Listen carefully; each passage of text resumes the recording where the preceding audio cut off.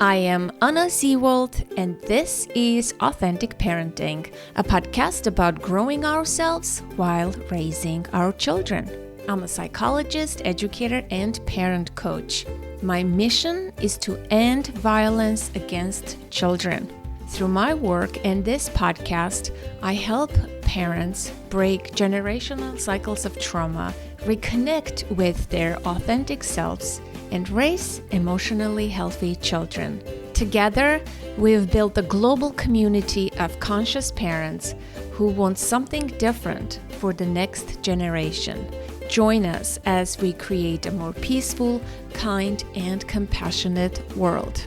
Today, when self-help becomes harmful, why you should stop trying to heal all your trauma. You might not expect to hear this from me, but if you are deep in the world of self-help and trauma healing, there is a real chance it's starting to hurt you more than help you.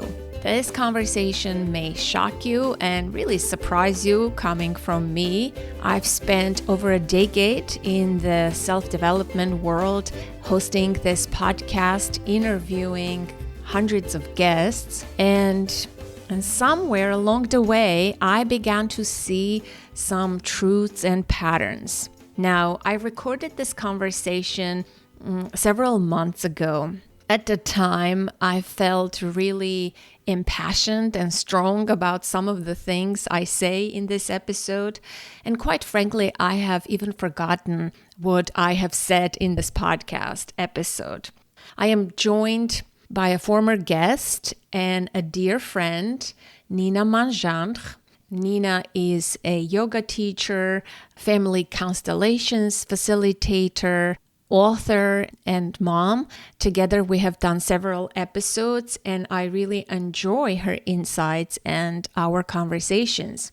Some of the episodes that she has been on are Reclaiming Your Inner Child, Heal the Past, and Live Fully. Another episode we've done together is called How Changing Your Story Can Change Your Life. Another one of my favorites, is Who We Are and How We Heal. And the last one I will mention is Nina joined another podcast guest, Samir Chopra, and together we have recorded a podcast called What is Home? I want to state that I am not anti-healing or nervous system regulation or any of that. I think we have gone too far with all of it, and I just wanted to express my thoughts honestly. This episode may feel uncomfortable and maybe even challenge you, but I hope you will understand where I'm coming from, and I would welcome your input and feedback, and I would welcome your thoughts. You can join me and other listeners of the podcast in the Authentic Parenting community, which is a private Facebook group, a support group for listeners just like you. I don't have social media, but I do have a new Substack account. You can follow me there. You can send me an email, call me, or leave me voice note through the contact page of my website. I always enjoy hearing from my listeners. If you're new to this podcast, this may not be the best episode to start with. I would encourage you to start with the guest interview. And if you're new and you don't know where to begin because there is 10 years worth of content, I have put together a short playlist of 10 episodes that I personally handpicked to help you started with understanding trauma and what trauma healing entails. Ironic, I know, given the title of this episode. You can get that free playlist at authenticparenting.com/traumakit, one word, TRAUMAKIT, trauma kit, one word. Please enjoy and thank you for listening. So let's see. Have you thought about this topic ever since I know I have thought about it and I have unfortunately scattered notes everywhere. Yeah. I wish they were in one place. They are in my head. They are on my notepad. They are in my journal. They are in my phone. Like I have them everywhere because I've been thinking about this. Yeah. And every time a new thought comes, I jot down wherever I am.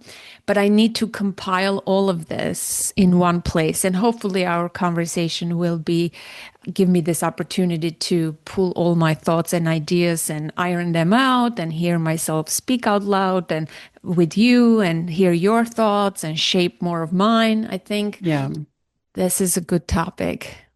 It's a very good topic. I loved the article you sent. And then I was also doing some research, and it's apparently like there's a Cornell study that they did that 27% of Americans are estranged from at least one family member.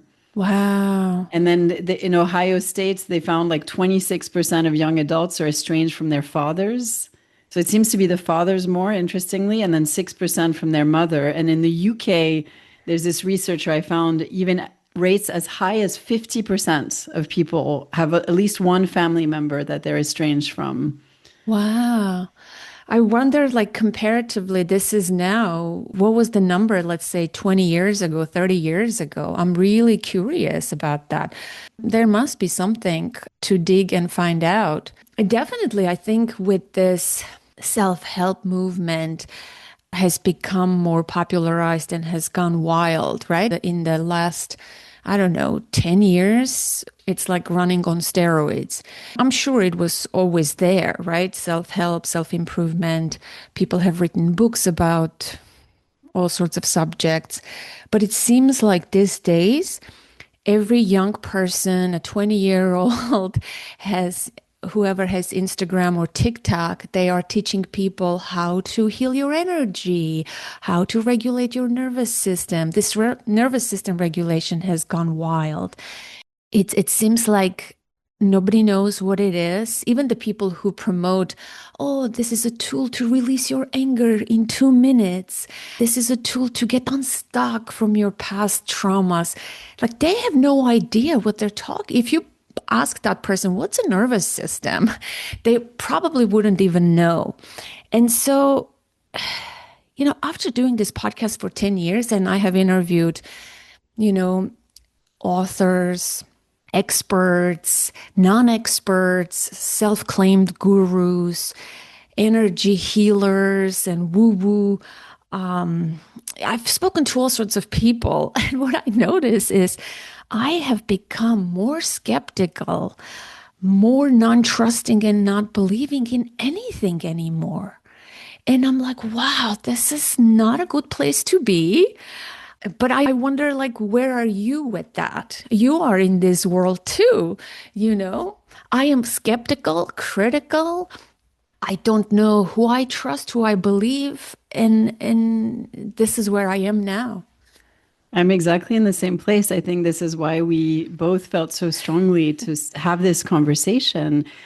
And I've had this on so many levels. Like I noticed this even in myself around food nowadays, where I don't know anymore what to eat. I have from people telling me I should only eat raw food and fruits all day to people who sound very convincing and they say you should only eat red meat.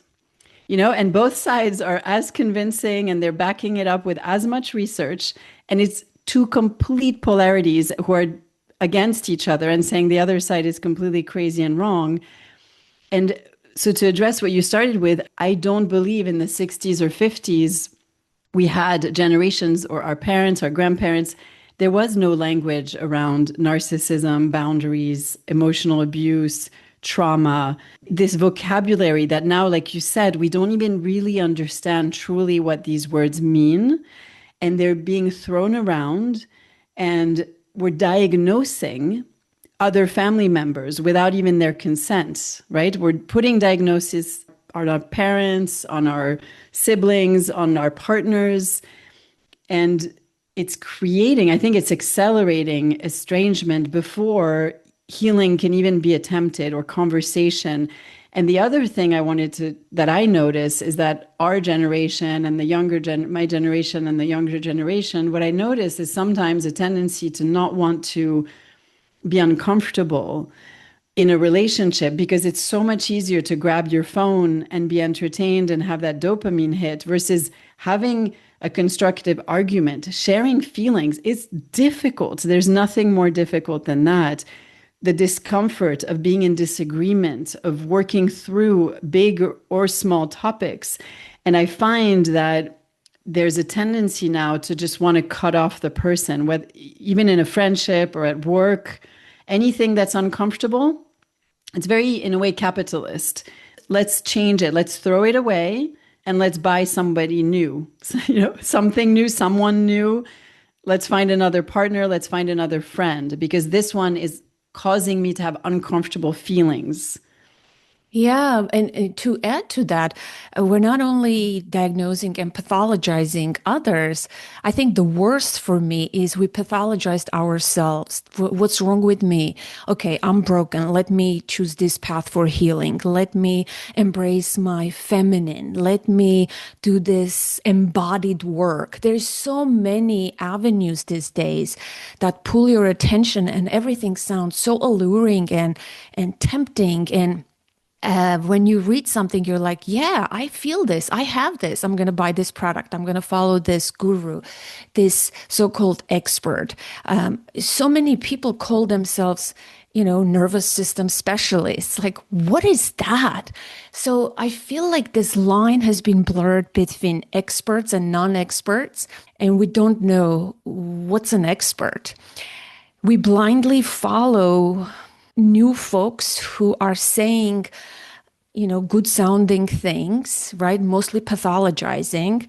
And you're right. This tendency to avoid uncomfortable feelings because we put the emphasis on your well-being. You have to be zen. Your zen cannot be disturbed. You have to work on yourself constantly because don't focus on others. The most bothersome for me is the emphasis on self and completely cutting the other. There's no attention to helping the other, working out things with the other, making peace with the other, being with other people. It's all very self-centered. And self-improvement, I feel like, is making people more individualistic and self-centered. And we know that there is a loneliness epidemic and it's making people more disconnected from other people. And we know that the happiness the key to a happy life is other people, is being with people, is having relationships. It's good for your health, for your longevity. There are studies about this, but yet the cultural message is you work on yourself, improve yourself, unleash this is the one that, there is so many. Unleash your inner jaguar, female sexuality. You question everything about yourself, about your marriage, about your parenting.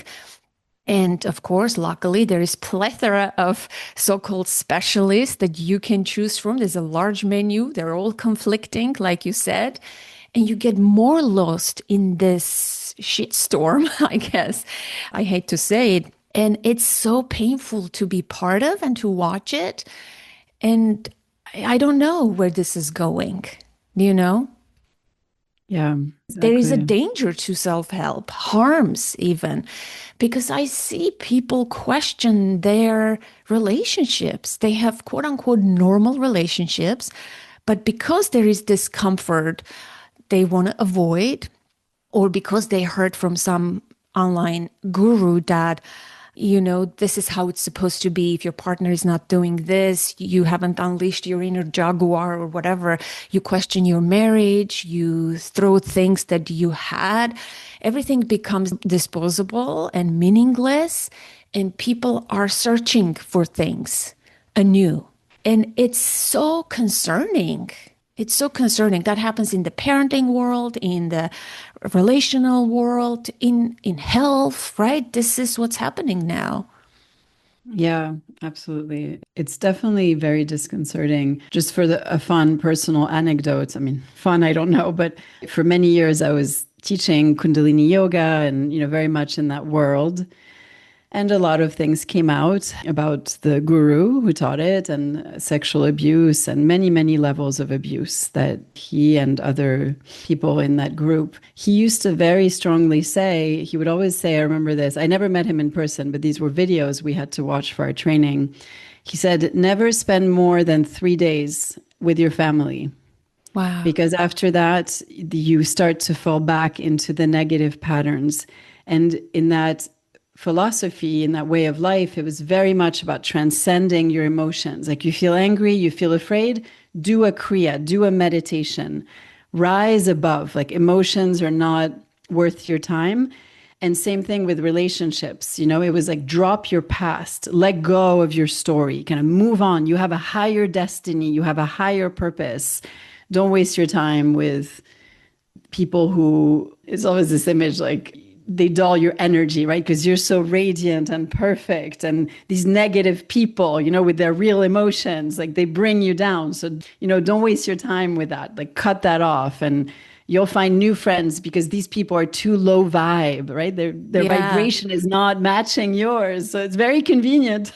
It is very convenient. I know people like that who are wearing little bracelets. They are spraying their car, their home with aromatherapy things. And if you bring up something that is uncomfortable mindly for them and for yourself, nobody wants to be disturbed. And they're creating Zen, this fake Zen, fake positivity. And they're avoiding from everything uncomfortable. And thus, they are avoiding real life. They're so obsessed by improving themselves. Like, what for? The highest form of this was this documentary I watched last year called Don't Die with Brian Johnson. Oh, yes, Do I you saw know that. Brian Johnson? Yes. It made me feel so sad for this person who is investing and has given his life to all these new methods of making his life, long and healthy. But he's completely alone in his fortress. He's taking 150 pills a day, eating a specific way, sleeping a specific way. He looks younger than his younger son, right? Like, so if you want, this longevity movement has taken place, right? I was thinking several years ago, it was the self care movement. I feel like it was like self care was everything. But now it's all about longevity. You have to live longer. We're not talking about self care anymore. Forget about that. We can be even better. Let's live longer. And in that documentary, he does extreme things, and they are available scientifically. I guess not to everyone because they're super expensive, but what's available that's fascinating that you can, live longer and extend your life. But if you're alone, like, what is this? Is this worth it? Right. And the true joy, at least that I find in my life, is only through connection, through friendship, through connection with people I enjoy spending time with, who inspire me, who are kind. What is the point? Alone, I feel that's such a deep need. Speaking of our nervous system, right? Like touch, physical touch, eye contact, being in the presence of someone. I feel it's one of the most fundamental. Of course, there's shelter and food and breath. But after that, it's essential. And you would do this work with people, this as well. And with this age of AI, it can be so easy to get caught in spending hours only staring at our screen. And wow, it's not a good feeling. Like when I catch myself after that, I feel completely disconnected from my body when I've just been doing email and online content work. I love the one where I'm actually with people because I lead family constellations on Zoom. So that work nourishes me. Even though we're all staring at a screen, there's vulnerability, there's genuine feelings. People are not afraid to cry, to scream. Like we show all range of emotions. And so that, yes, that recharges me. But when it's work just by myself and my computer, I really find I'm completely disembodied. And the speed of the mind is so hard to reconnect back to the slowness of our physical needs and my emotional needs.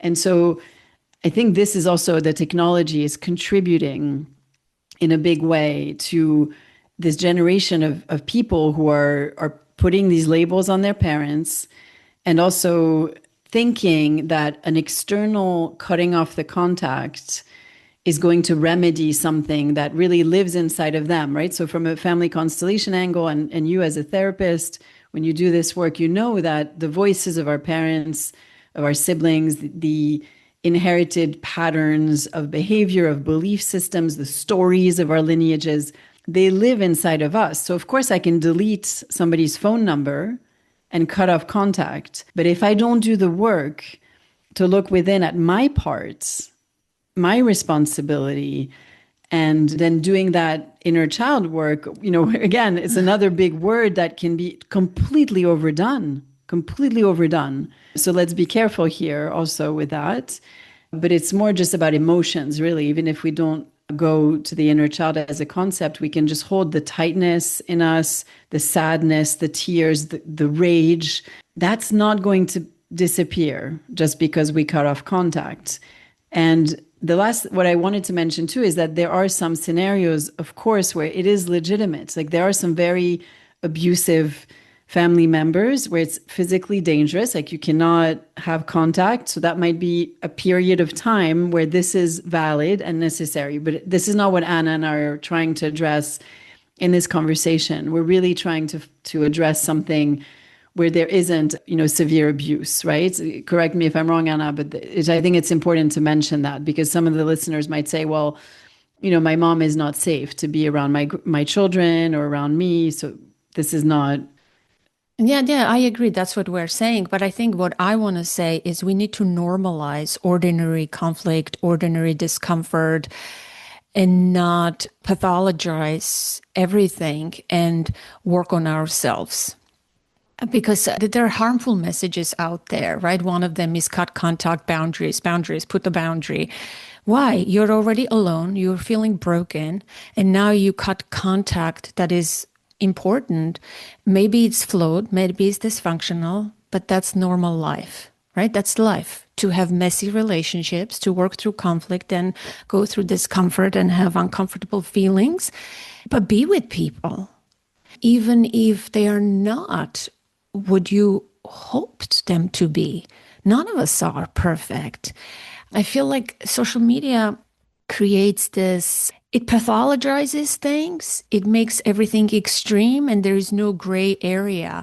And I don't hear messages like, go spend with people, hang out with people, invite people over for dinner, go out with a friend. I don't hear messages like that. What I hear is cut them off. They made you feel uncomfortable. Set a stronger boundary. You don't need your parents. You have a choice. I hear that message a lot more louder than the other. And I want to normalize and say that this is normal, what we experience in relationships. Of course, you're going to feel betrayed, let down. Relationships are not perfect, they're messy, but can you develop some tolerance and resilience to be with other people? Or do you have to completely cut yourself off and be miserable and work on yourself like a project for the rest of your life? It's so saddening to see that message out there. I mean, there are a lot of messages that I hear. If one of them is like cut your family and set the boundaries, and like you cited the statistics is kind of shocking. Do you ever hear like go make peace with your family? It's okay, embrace your imperfect family. I don't hear that kind of message. Never. Like hearing you say that, I'm actually just in a bit of a disbelief because I never have heard that. Even with the family constellation lens videos on Instagram, what they're focusing on the most, kind of the images you see is this like pouring of the water that gets more and more and more. And so it's this sense of overwhelm, that you are somehow the victim, because in a way, that's not what they're saying, but that's the impression I get is like, okay, your grandmother had a load, but then it got passed to your mom even more. And now you're the one who's drowning. So get your life jacket. In a way, that's what we're saying. Hop out of the boat, get your little vessel, rescue vessel, and leave and go somewhere else. Like find your own island. I think unconsciously in the collective, this is what is being portrayed in these Instagram videos. There's not a single thing of embrace. Maybe that's how you and I are targeted in our ads and like what comes up, right? Because we work with Yeah, trauma and yeah, all this yeah, work, for but it's sure. true. Nobody's saying like everybody's imperfect, go hang out with a friend, it's okay if you fight. Like nobody, like not happening. Even in parenting, everyone is bringing themselves down because they're not the perfect mother and they're not doing the saying the perfect sentence to their child, right? Like, yeah. You can follow gurus. They will give you perfect scripts what to say when you mess up instead of saying, you know what, it's okay. Like, trust yourself. It will come out of your mouth. Maybe it's imperfect, but you will work this out on your own. I mean, they're so allergic to some words. The inner child, the healing journey. Everybody has to have a healing journey. If you're not healing, and like if you ask people, like, what is healing? Or like, what is healing? Let's just think about Yeah. that. What is healing? It feels like it's this warm, fuzzy concept that everybody is just like latching on to. Because I think when they create this message that you're fundamentally broken and you can work on yourself and you can be better, but you can't work on yourself in isolation. In order to quote unquote heal, you have to be with people. What are you healing alone? And then you're going to be with people. Your healing has to happen with people within the context of relationship. That's what true healing is. Healing is you have a conflict with someone and you learn how to resolve while feeling the discomfort of it and coming out on the other side, apologizing, forgiving, and becoming more connected. And you repeat that cycle. That's healing. There's no healing in isolation because okay, you heal in your own little island, fix whatever flows you think you have, regulate your nervous system as much as you want. Then you enter into you're going to interact with people, and your nervous system is going to feel triggered, hijacked, whatever the common terms are. And if you don't know how to regulate yourself while you are with people, or sometimes you have to be dysregulated with people, sometimes it's so heated that both parties lose themselves, and that's okay too. Then you can repair, right? Like we need to normalize those things instead of saying that that's a sign of a troubled relationship or you haven't worked on yourself well enough because you keep getting triggered. It's like, no, this is being human. You can never fine tune your nervous system. It's not like what bothers me is that like you can regulate your nervous system, but you're going to encounter situations that going to create stress. What is a nervous system? It's our stress response.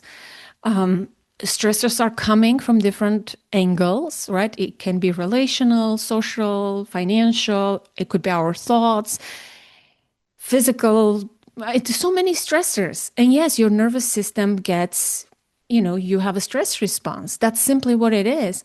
But when the stressor is no longer perceived as big or threatening, your nervous system calms down. You can learn to calm yourself down.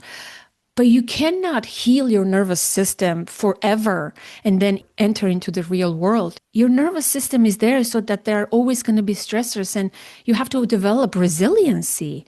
That's what you need to do, not like heal once and for all. It's not like one and done thing. It seems like the messages I hear online is like, oh, you can heal all this stored trauma. Okay, let's see, where is it stored? Right? Where is it stored? It's like we get dysregulated in the moment and we can do it in the present moment. This has to happen in the present moment, this nervous system regulation, this stress response.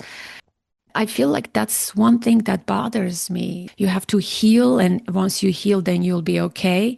But no, you have to heal with people. This is what it is. Absolutely. And you're right. Like that's so important. It's only in the present moment. And it is with, I don't like that word. I think you don't like it either, trigger, but I don't know what else to use. But it is that, in marriage, in parenting, in work, in any relationship, in friendship, other people will create, evoke, provoke, unwillingly or unwillingly, a response in us that can be varied, very strong, very mild. And that's the pathway. So that whole like healing journey, it's not you and yourself. It's you in contact with your response to the world and to other people.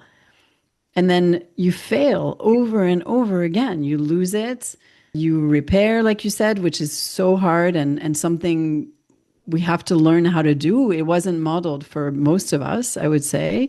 True repair and listening and truly putting ourselves in the other person's shoes is such an important skill. And so when we just cut off or when we go, it's in the same way, it's the same thing. Cutting off a friend and going to a spiritual guru or to a teacher is the same thing. It's a bypassing, it's an avoiding of what happens in that triggered state of survival that then, of course, connects back to earlier in our life, but it's in the moment. Like the work is not about like trying to pull out all the memories of when we felt this state necessarily. We can literally just be with ourselves in this moment, stay curious.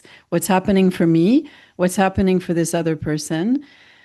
And that is where the quote unquote healing happens. Healing is not a destination, it's never finished.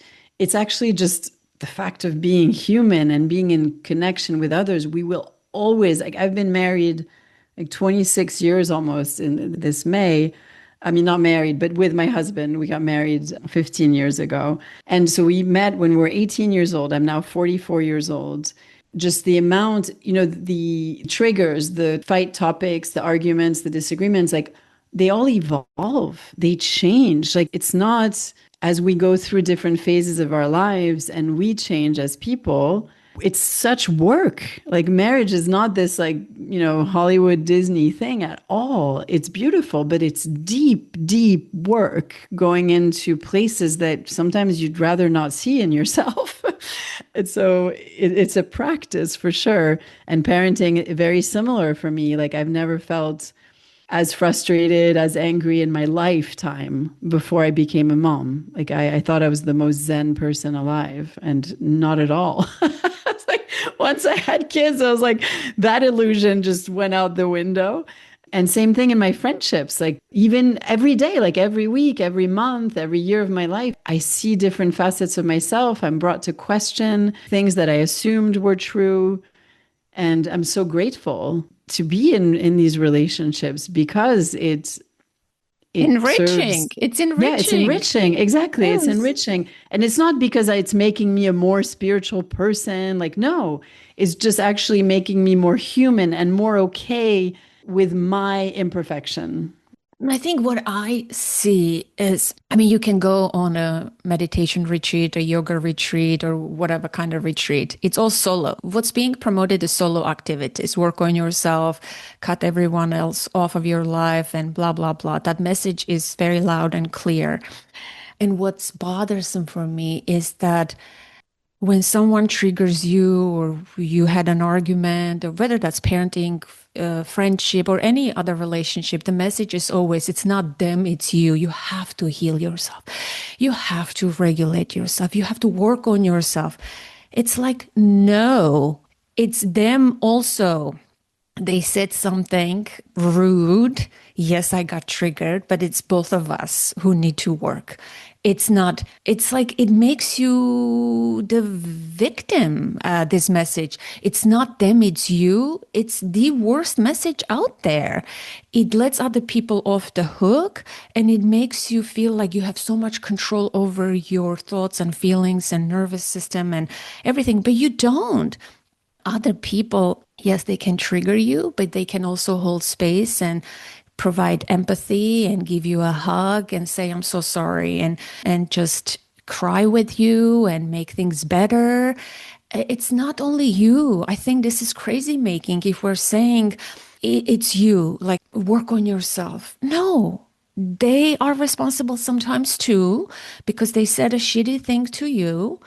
And you can heal together and work out certain things, but it's not always you. You're in a No. context with other people. And Um, and I hate this message. that's a really important point for this conversation. And I see this too around feelings. In this new agey world, we say, well, you shouldn't get angry because of what that person said, because it's your own anger that got triggered. Yes, I Even if the hate person this. was super rude to you and they Yeah. told you, something very insulting, they say, well, your anger was there already. Yeah. Okay, yes, because we're human. So, of course, we have all the Yeah. emotional range in us. But this person infringed or they attacked or they did something that was very hurtful. And so you respond, but then you're made to feel responsible and like that they Yes. should be able to do anything to you. And you should Yes. be so healed that you have absolutely no response back or that you're just completely zen, like a monk, walking by. But that's not that cuts off relationship. This is a capitalist message. Everything is wrong with you. Go fix yourself and never speak up against someone or, God forbid, the system. Right? It's all your fault because you get triggered. You had a childhood, go work and heal and be always calm and zen, like that's the imperative and cut everyone else so we can manage you better. So we can sell you Yeah. drugs and things and programs. And it's the capitalist message, unfortunately. And Yeah. it's harming people. People are lonelier. People are isolated, disconnected. They question themselves, they question their marriages, their parenting, their relationships. And I think what I want to say to people is stop doing this self help work. Like, be real and go live your life. Be with real people. Engage with real people. Embrace the messy and normalize everything. We need to do more of that. Enough. We healed enough, okay? Like that meme, it says, I healed myself so much so that, like, I don't want to be with anyone. It's like, right? There's that meme I keep talking about. I saw it on social media. Of course, you're going to get triggered if you talk to your father or to your mother. You go to the origins. But I don't know what's happening now in this world, with this social media and AI and everything and this harmful messaging. People are going to be alone and alone, isolated.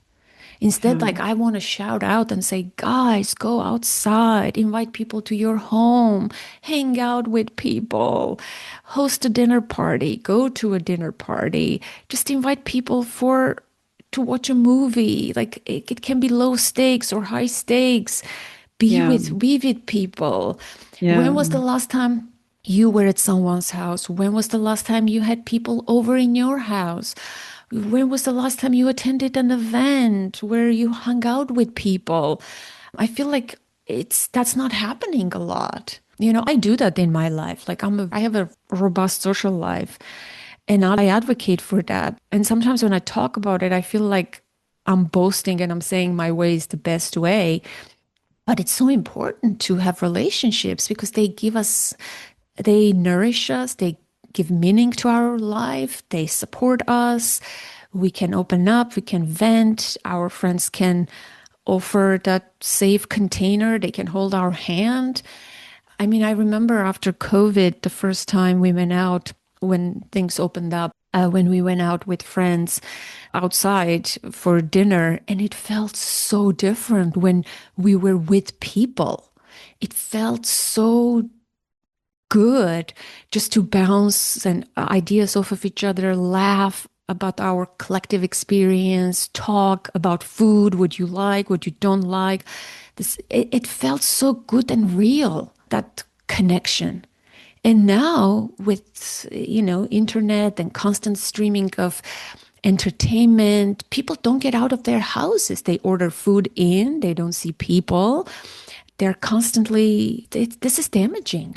Yeah, it is. Yes. And there's a laziness that I don't know if that's the right word, but it's how it feels to me, like a laziness to make that effort. And yet every time I do make it, because like you, it's so important, to get together in person. We even on Chinese New Year on Tuesday, we drove 2 hours just to go for a dinner. A friend that I met in Hong Kong, she now Mm. lives there 2 hours away from where we are. And she was hosting a Chinese New Year dinner. And so we drove 2 hours and we came back at 2 a.m. here. And it was so worth it. I'm going to carry the memories of that meal, the love she put into the food. She was explaining all the Chinese animals. Everybody was sharing which sign they are. And just, yeah, the warmth I felt at being in their home and meeting new people. There was another family there and then like two other adults that were there. that will stay with me this whole year. Like it's not, of course, it would have been more comfortable to sit home and watch Netflix for sure and order Chinese food in. So it is, there has to be a conscious effort Effort. Yeah. for a while to recreate that habit or to install that habit. We even, I mean, this is maybe a silly example, but it's actually to me deeply meaningful. Is, we were very much against TV for many years. Like we never really had a TV in our home.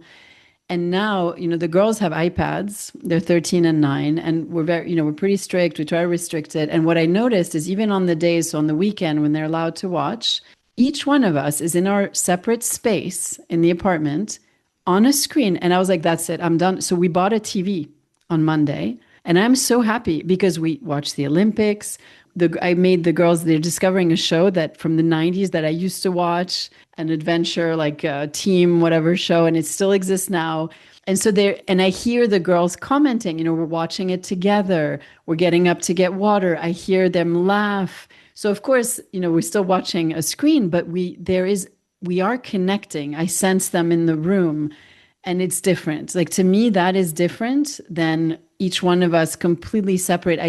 I would get the feelings I had was just, yeah, like anger, frustration, disconnection, loneliness. Like when we're each watching our screens for 2 hours in the evening, I really did not feel good. With this experience of being in the room together, it's different. So we're not saying throw out all the modern technology, but like Anna, what you were saying, there are ways to choose, to make these choices, to have a dinner, to invite people over, watch a movie together. Like it truly is different than being alone in front of your screen.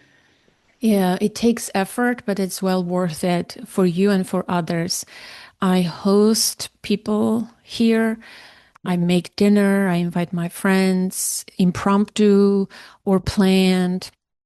I host a vision board making party every year with my friends. I prepare food. I host holiday parties. Yes, I host a dinner party, low key, high key. Sometimes I go all in, I decorate and make beautiful dishes. It takes a lot of effort. I have to plan, I have to shop, I have to make the menu, I have to clean ahead of time, I have to prepare the dishes, I have to clean afterwards. You have to host, but it's worth it because I bring people together and it's nourishing for all of us and we talk about that. I host a book club, right? Like for the past almost 4 years, I run a book club. I organized outings with the book club. I'm constantly doing things, but I feel like that's not my life is great in terms of that, right? Like I don't feel lonely and isolated because I call a friend. I meet people almost every day for coffee, for walk, even if it's for a short time. This is a priority. Irene, our common friend, I exercise, we work out together. She has 1 hour, we work out, then we eat breakfast. That's one friend. With the other friend, I'm meeting for coffee in her house or she comes over very quickly. We gossip, we talk about different things, we touch base, boom, then we go into our works. I'm busy, she's busy, but we make time for like a 30-minute coffee chat. I walk with another friend almost every day. Look, all those things, yes, they take effort and a little planning, but it's important because that's my life. At the end of your life, that's what matters, people and you having experiences with other people, not you and your device alone in your own island and with your quote unquote regulated nervous system. you know, that's like, it's insane. And it doesn't have to be effortful. It can be low key. You can say, guys, everybody bring a snack and I'll provide the space. Yesterday night, we celebrated Galentine's, even though it's not even Galentine's anymore. My friend brought some crafts. As 50-year-old women, we sit down and we decorated jewelry boxes. We had some snacks and tea and we chatted for 3 hours. But it filled me up and I can get up and do the rest of life. Tomorrow I'm going to the movies with a group of friends. On Sunday, I'm going to another group event with other people. Do you know what I mean? Like my life is Mm-hmm. full like that. I'm not depressed. I don't feel lonely. I can reach out to people. This is what we have to prioritize. And I don't want to hear this excuse, I don't have time. You have to make time for it. We all have the same amount of time. And this is why like I'm hardcore on social media. Like get off of social media. Like you don't need that toxicity. I don't have social media, and this is why I'm able to do this in my life. I'm not on my device the whole day, lost in some world that is crazy making and toxic and negative, and you don't even know what's real, what's not, what's AI created. Like, I don't want to be part Mm. of that. I want to be Yeah, part of real people who are in my universe so that we can talk and converse and share laughs and meals and talk about the books we're reading and our kids and laugh about our parenting fails and support one another. And like, that's what's important, you know? it's all connected because when we have that, what you're describing, we're not going to go and fall for the guru or the retreat that's paying all this money because we will have the friends to listen to us, to our loneliness, to our anger, to our feelings of the moment, to our grief. We have the time and the space to process them with them, to be with them. And I think the cultural message is very, the capitalist view is, well, that's a waste of time, to go like have all these dinners and to shop. And it's very much present in our societies where why would you sacrifice yourself? Why would you spend so much time preparing a meal when you can just eat quickly and do more work, be more productive, generate more income for one day to retire and then hang out with the friends that you didn't build the friendships with, right? Where are the friends at the end? Do you know what I did for my 50th birthday? My dream was I rented this villa in town, which was very expensive, and I invited 12 of my friends. And I said to all of my friends, I just want you to be there. What I want for my 50th birthday is I want to be in a group of women, my friends. I want to cook together, eat together, dance together, sing together, and just chill together and have a good time. So I rented this villa. It's been almost 2 years ago. Everybody talks about my birthday. They're like, do you remember your birthday? It was so nice when we cooked together, when we ate, it meant so much.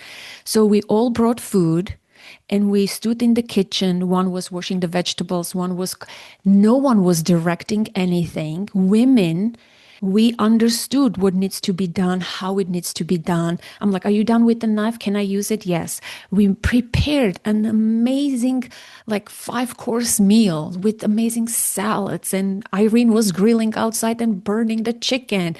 I was running around and making, my famous salads, and everybody was working together in harmony. And these were women, some of them knew each other, some of them were new. These were my friends, but they're not all friends with one another, right? They're friends for me from different eras of my life, but I brought them all together and they were so harmonized. We ate, we laughed, we told stories, we gossiped, we complained about partners, we talked about parenting, we put music and we danced freely. Everybody had then we sang karaoke. Everybody was like shy to sing, everybody. And then at night, when the night came, we just sat down when we talked about regrets, about life. It wasn't organized, but it organized itself as if it was this wonderful, nourishing retreat. But all I had done was brought people together, had the space and just the idea, and it took shape. And people to this day, I'm not lying to you, they're like, oh my gosh, your birthday was the best. Because women, the power of women were together. They felt so empowered and held and heard. And it was just wonderful to cook and eat together and just be together, you know? And we can do that every week, not to Yeah. that grand level, but just you have a home. Invite people over, do a potluck if you don't want to cook, order takeout. Like, I think there is so much we're losing so much of what it means to be human. Just prepare a simple meal with someone, like side by side. Like, that's so amazing. Yeah, we don't need to have a big intention, a retreat, a let's grow and evolve and meditate together. No, like the simplicity of that and what happens when humans get together and are together, that is where the nourishment is.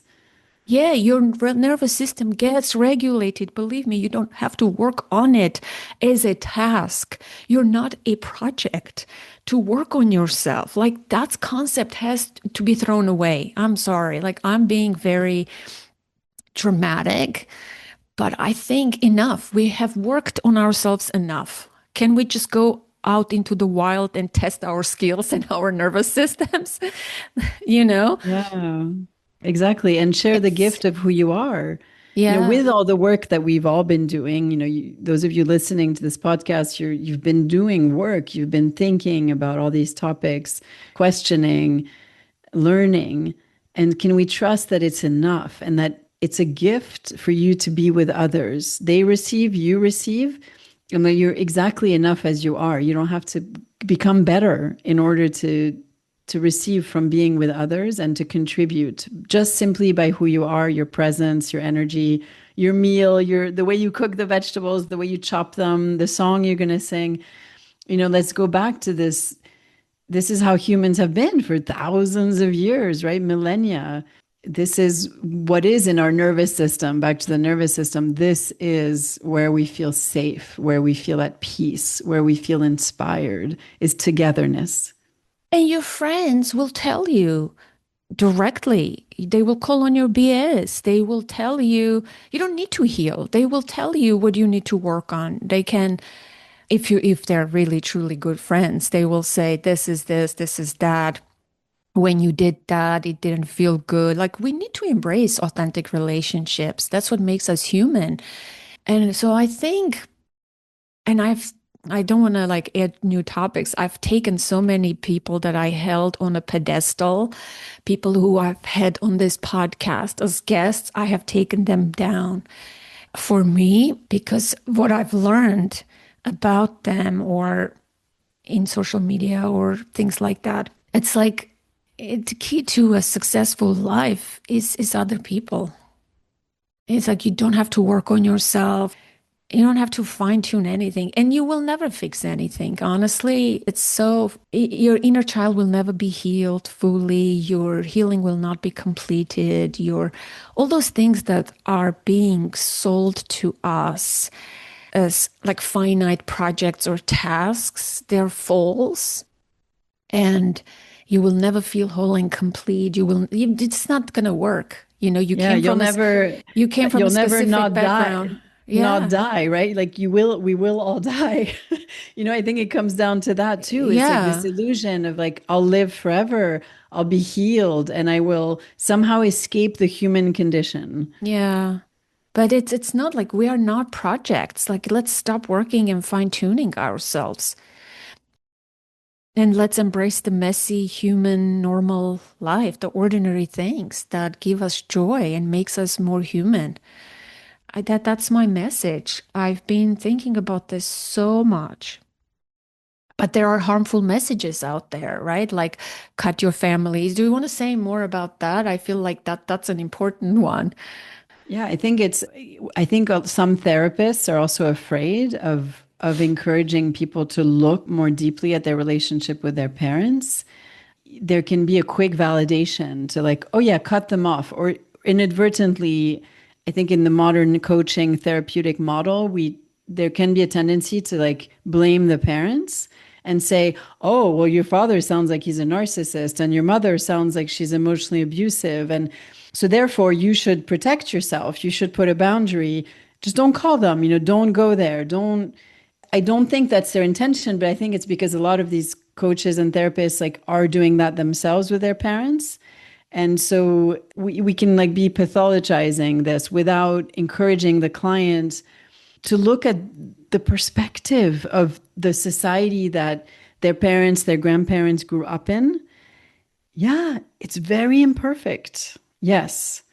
Like it was messed up. Like my dad grew up in World War II. He was 7 when the Germans were bombing London. He was hiding under the stairs with his 13-year-old sister who was deeply traumatized.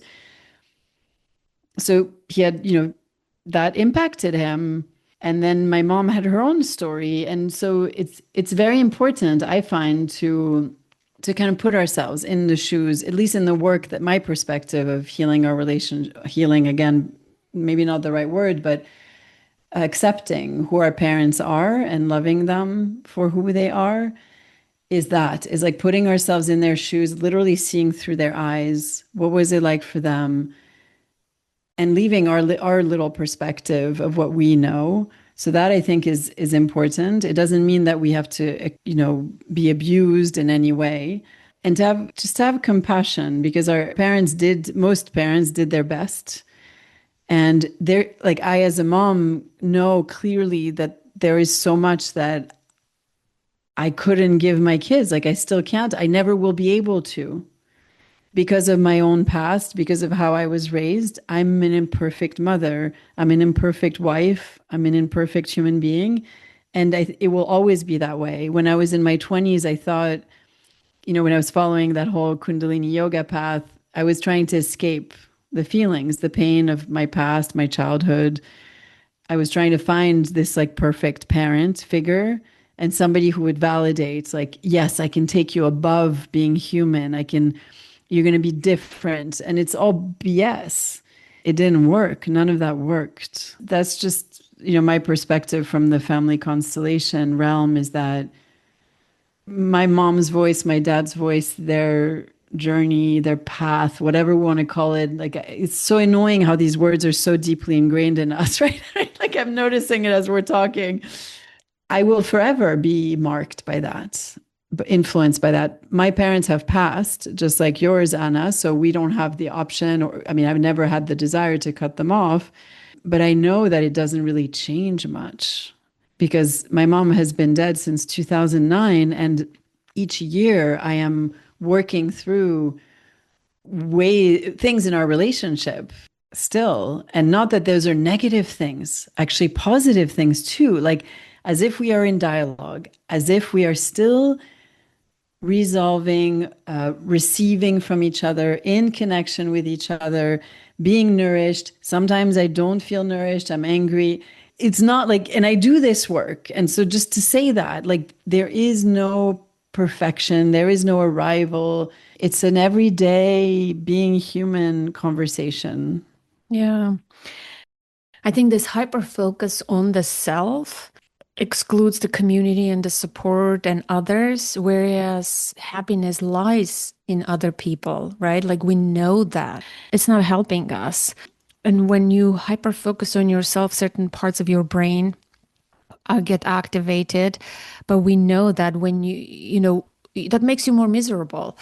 But we know there's a lot of research how doing good things for other people makes you happier. When Yeah. you come out of yourself and focus on others, on giving, on supporting, on being with other people, you become happier. And Yeah. yet, here, the whole society is seeking happiness, chasing happiness, trying to be happy and extend their life. I think, but the answer is simple. The answer is simple: be with other people, heal with other people. Don't work on yourself. You're fine. It's okay. You don't have to fine tune yourself. You're not a project.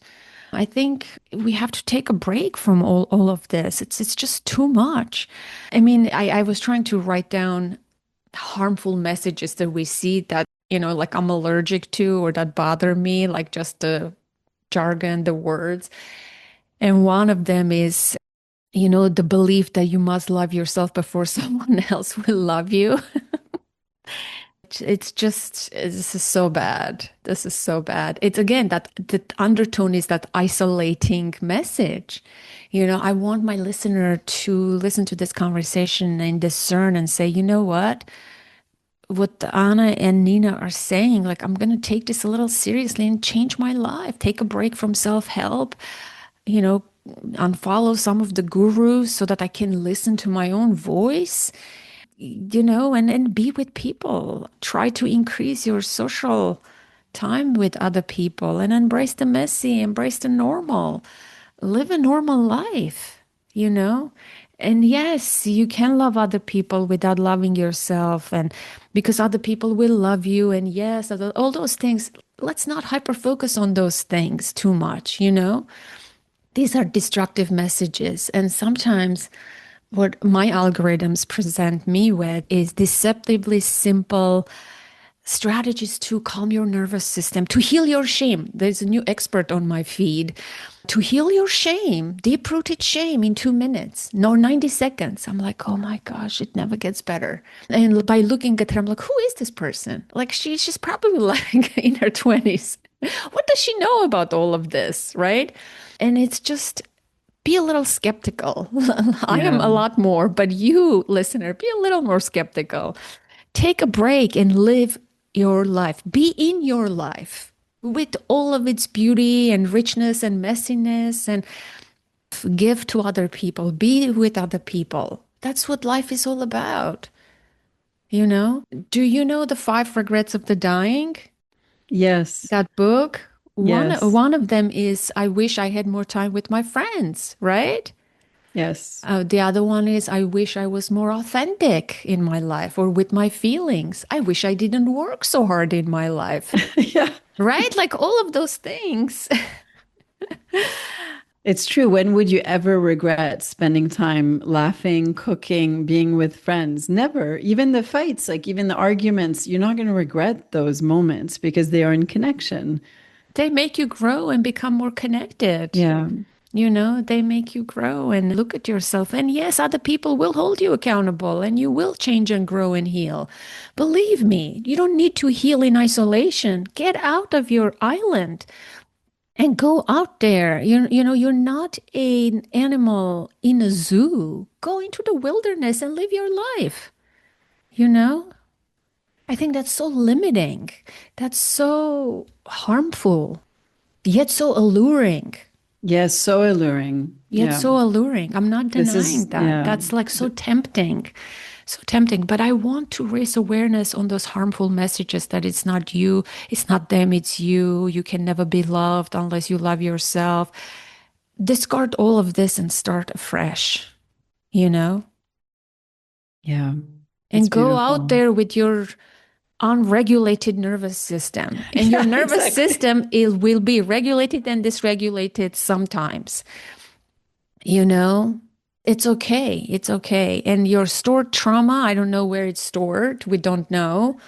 And maybe question that. Is it even stored in my body? Does the body even keep the score? Maybe we have to question those things. You know, they sound great. They validate our experience of having had bad experiences. But other than that, I don't think there is much to them. That's why people are gravitated to those titles, to those authors, to those experts, because they are saying something that validates your childhood experiences. And all of us had poor experiences, adversities, and traumas, all of us. And so when someone says your body keeps the score, you're like, wow, totally it does. Let me see what else is there. But there is no solution there. It's just a simple thing. You're human, you have a brain, you have a nervous system, you have a stress response. Other people, you yourself, and the environment will create stress. You will react, and you can learn to regulate sometimes or sometimes not in the present moment. You may have traumatic responses because your past is still in your memories. I don't know if it's in your body or in your whatever, it's in your body, it's in your mind, in your memories. You can recover. You can learn to recover and be with other people and repair with other people. Yeah. Yeah. The way And, is and I think through. that should be enough. Yeah. That should be enough. This quest for constantly fixing yourself is a dangerous one. You will question everything. You'll question your sanity, yourself, your physical health, your like you said, there are conflicting messages out there. You need to eat protein. No, you're eating enough protein. You need to do this, you need to do that. It's like, what if we just discard and for a while at least and see Yeah. how it feels, you know? And for that we have to cut off social media. So instead of cutting off people and family members, cut off social media. Yeah, that's the dangerous machine that puts all these ideas into your head, creates the problem, quote unquote, provides the quote unquote solution, Yes. and keeps you stuck forever. And forevermore, because as soon as you do one thing, there's 100 more solutions that you need to be Yeah. doing. So it's actually like a crazy making situation for Yeah. your entire being, because it's absolutely impossible that you can ever complete everything you think you should be doing. So let me end with something then. So there was a podcast guest that I had on my podcast years ago, and she was talking about authenticity. She had a high career, made a lot of money and things like that. But then she discovered, first world problem, that she was not happy, that there was something wrong, that she needed authenticity. She went for a search for authenticity and she interviewed people and whatever, she found her authenticity. And then the other day, I'm like, I wonder how she's doing. Is her podcast still alive? Because she had a podcast. Oh my God. She went on a deep end. I'm not going to name names. I don't want to be that person. But she is talking about now that she embraced this spiritual path. And she says, I came out of a spiritual closet.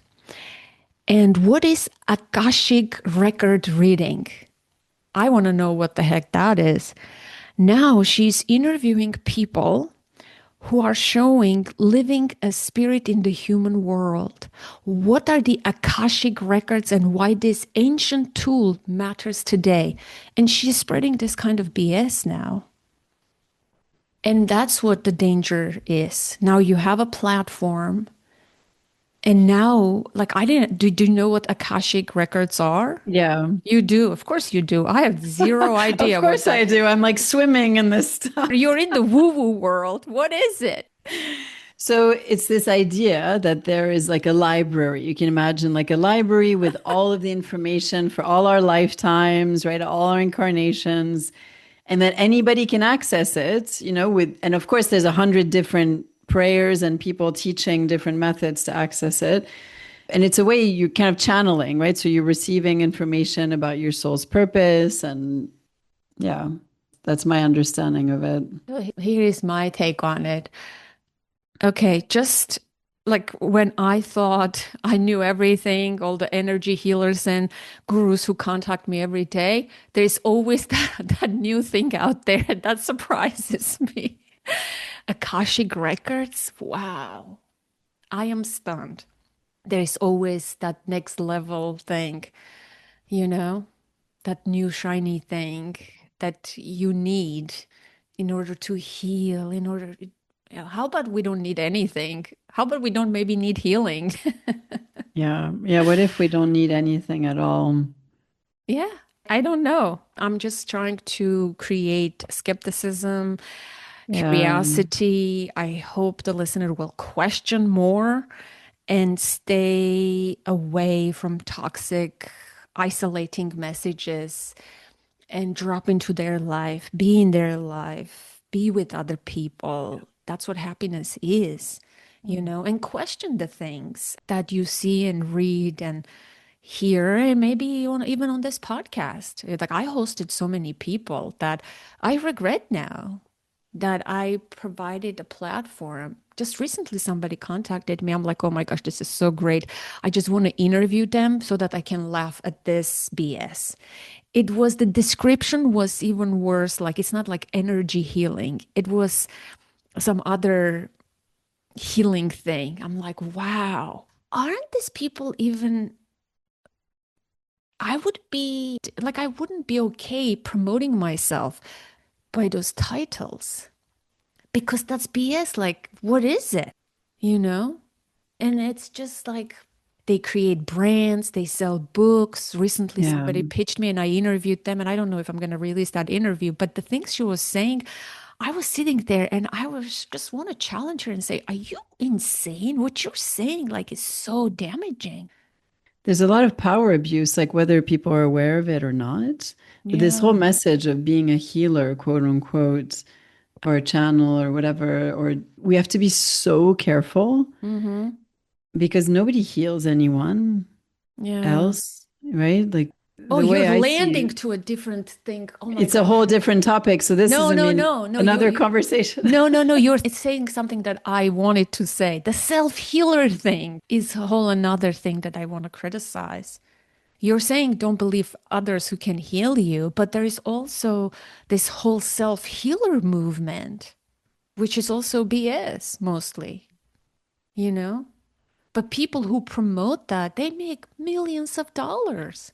That's the thing, is like following the money trail, right? Like what is being promoted? Why? What is the intention? Is it truly giving people more joy and connection and happiness? Or is it feeling them less worthy, more like dependent on this information and on the next thing and the next book? And back to that model, like when there's money involved, it gets very tricky. You know, healing and everything we're talking about used to be part of the village. It used to be given as an offering, as an exchange. It was never something that was this power dynamic and this like yearning that this one person is higher than you and they have something that you don't understand Hmm. and you need them. Yeah, so true. You know, when you say that, I just was reminded of post-earthquake.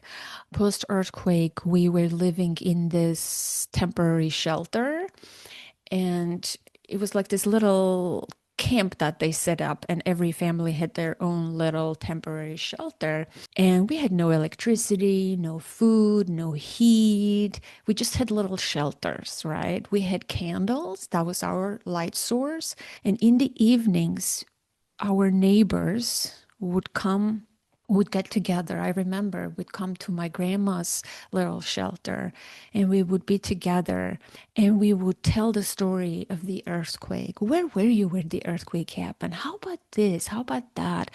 Everybody would share and talk, and those stories were told and retold until we knew everyone's story, where they were, how they experienced, who they saw, who they helped, who they didn't. And by sharing, creating that little space and healing together in community, I saw that power. No one went to therapy. Those people, everybody had lost family members. This one elderly lady had lost her son and his family. She was there telling the story. I remember those stories by heart to this day because I was a Yeah. kid, part of the table. They would have tea or coffee and a candlelight, and people would gather. They would laugh, they would share, they would talk. And that's how they healed. That's how they healed their traumas. And maybe some of it wasn't even healed until they died, and they didn't need to. Yeah. And so I remember that how there were no medication for depression or anxiety. They didn't have time to be anxious or whatever they experienced, they were together and they were holding space and sharing and supporting one another.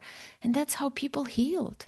Yeah, this image is so beautiful. It's deeply important. And I remember watching a documentary about the blue zones, you know, the areas Mm-hmm. where people live the longest. And the moments that touched me the most were in Japan, where there was Yeah. 15, you know, like a whole Yes. group of 90, 80, 90 year Yeah. olds.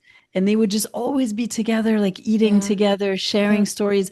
Like that is just my dream to be an older, when I'm older, is to be like that. Because what you see in our societies is so depressing, like alone in a home paying a lot of money for this, not with people that you've known, and the loneliness, like, so, you know, we're talking about like longevity, but let's come back to what really helps us live longer, which is connection and storytelling and living through things together. And we've lost that. Like I feel the level of what you're describing, I don't see it in France, in the US.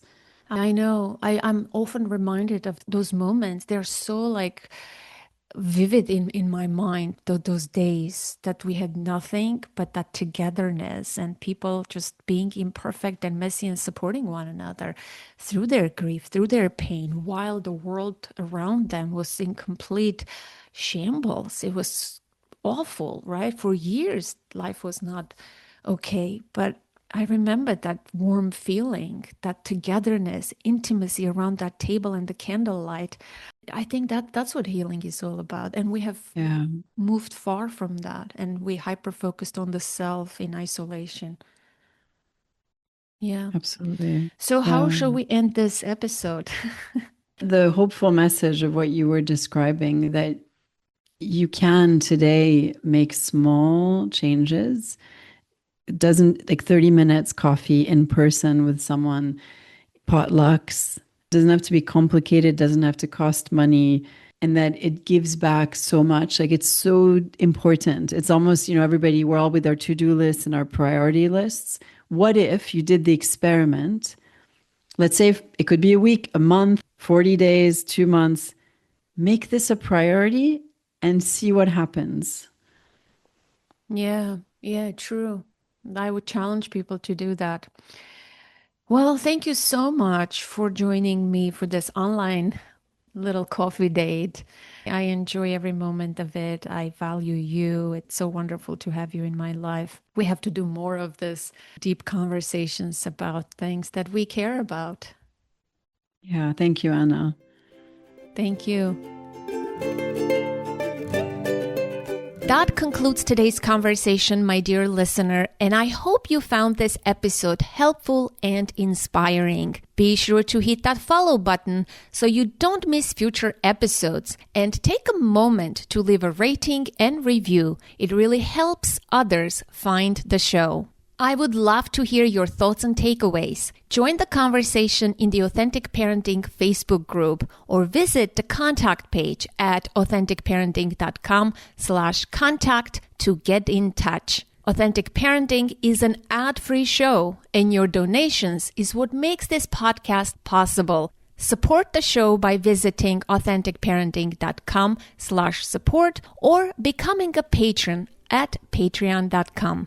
Your contributions make it possible for me to continue bringing you weekly episodes. And as always, connect to the present moment, to yourself and your children.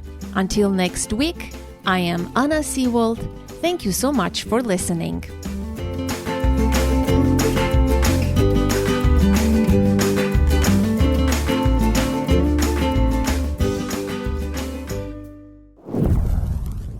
This episode was edited and produced by Ami Noor. If you need expert support to bring your dream podcast to life, from editing to full production, Ami Noor can help make it happen. You'll find his link in the show notes.